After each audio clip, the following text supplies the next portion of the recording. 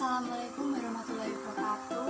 Perkenalkan, saya Fauzia Amalia dengan NIM 12014200046. Di sini saya akan memaparkan mengenai kekerasan dalam berpacaran pada perempuan yang meliputi definisi, data, faktor penyebab, jenis kekerasan, dampak, serta solusi untuk mencegah kekerasan berpacaran. Assalamualaikum warahmatullahi wabarakatuh. Perkenalkan, saya Fauzia Amalia dengan NIM 12014200046. Di sini saya akan memaparkan mengenai kekerasan dalam berpacaran pada perempuan yang meliputi definisi, data, faktor penyebab, jenis kekerasan, dampak, serta solusi untuk mencegah kekerasan berpacaran. Pacaran merupakan fenomena umum yang terjadi saat ini. Pacaran dilakukan agar memperoleh kesenangan, menentukan jodoh, meningkatkan status, membangun kedekatan, hingga sebagai alat pemuas seksual. Nah, pacaran yang negatif akan mendorong terjadinya hubungan toksik yang mengarah pada adanya tindak kekerasan. Laki-laki di sini sebagai pihak yang mendominasi dalam hubungan, dan perempuan dianggap sebagai makhluk lemah sehingga rentan mendapatkan kekerasan dalam berpacaran.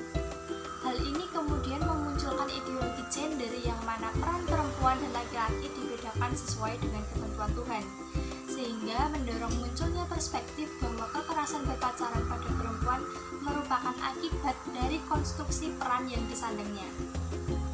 Kekerasan atau violence berasal dari bahasa Latin, yakni vis, yang berarti daya, dan latus, yang berarti membawa.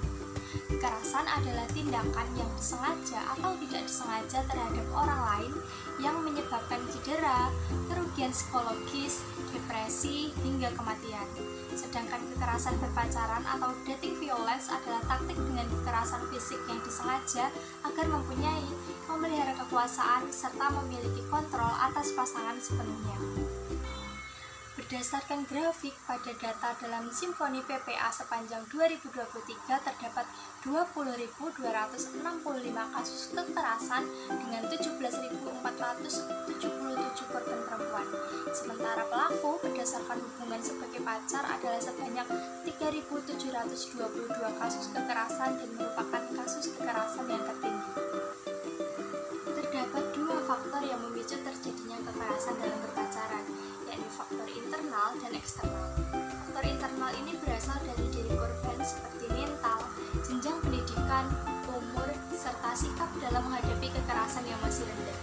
Sedangkan faktor eksternal berasal dari diri pelaku, seperti penggunaan alkohol dan obat terlarang, kelainan seksual, serta adanya sifat agresif pada dirinya.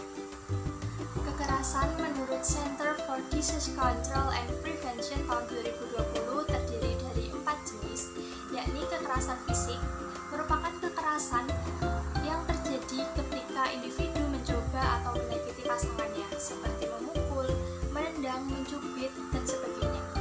Yang kedua, kekerasan psikologis, yakni menyakiti pasangan secara mental dan emosional menggunakan komunikasi verbal dan non-verbal seperti mencaci, menghina, mengancam. Adalah kekerasan seksual, merupakan suatu upaya pemaksaan terhadap pasangan dengan tujuan melakukan tindakan seks atau sentuhan seksual tanpa persetujuan pasangan.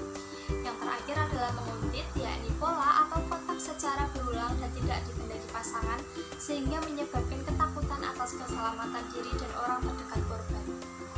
Berbagai dampak negatif akan dialami oleh korban kekerasan berpacaran.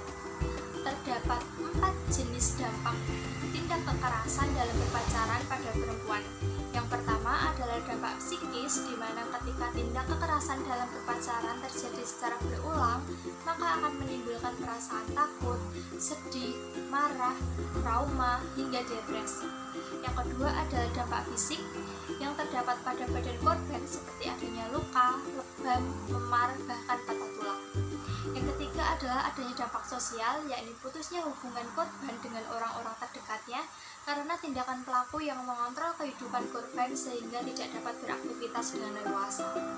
Yang terakhir adalah dampak ekonomi yang berpengaruh terhadap finansial korban sehingga korban mengalami kerugian materi. Meskipun demikian, banyak perempuan korban kekerasan berpacaran memilih untuk tetap melanjutkan hubungannya karena berbagai alasan. Terdapat dua faktor yang mempengaruhi hal tersebut dapat terjadi, yakni yang pertama adalah karena faktor internal yang berasal dari diri korban itu sendiri, di mana terdapat afeksi dan juga harapan. Afeksi ini berarti bahwa korban masih memiliki perasaan cinta kepada pasangannya, sedangkan harapan adalah kondisi di mana korban memiliki harapan bahwa pasangannya akan berubah dan tidak mengulangi tindak kekerasan di kemudian hari. Sementara faktor eksternal adalah faktor yang berasal dari luar diri korban, seperti dari lingkungan hingga pelaku kekerasan itu sendiri yang menolak untuk mengakhiri hubungan dan tidak segan untuk mengancam agar korban mau melanjutkan hubungan pacaran tersebut. Umumnya, korban kekerasan berpacaran tidak berani menceritakan permasalahan ini, sehingga dalam menyikapi kasus kekerasan dalam berpacaran ini harus melibatkan berbagai pihak di dalamnya, mulai dari diri korban sendiri untuk melindungi, mengendalikan, dan juga melawan tindak kekerasan melalui gerakan anti-dating violence di berbagai media massa ataupun media sosial. Yang kedua adalah di sektor pendidikan melalui layanan bimbingan dan konseling akan membentuk kesadaran pasangan akan mengenal bagaimana hubungan yang sehat, aman, dan berpacaran sehingga tercipta kualitas hubungan yang baik. Yang ketiga adalah sektor kesehatan di mana pihak medis berperan memberikan pelayanan penyuluhan masalah kesehatan bagi korban kekerasan berpacaran. Yang keempat, pemerintah harus menegakkan dan menegaskan kembali hukum mengenai kekerasan berpacaran bagi perempuan sehingga akan memberikan sinyal kepada masyarakat bahwa segala bentuk tindak kekerasan tidak akan ditoleransi.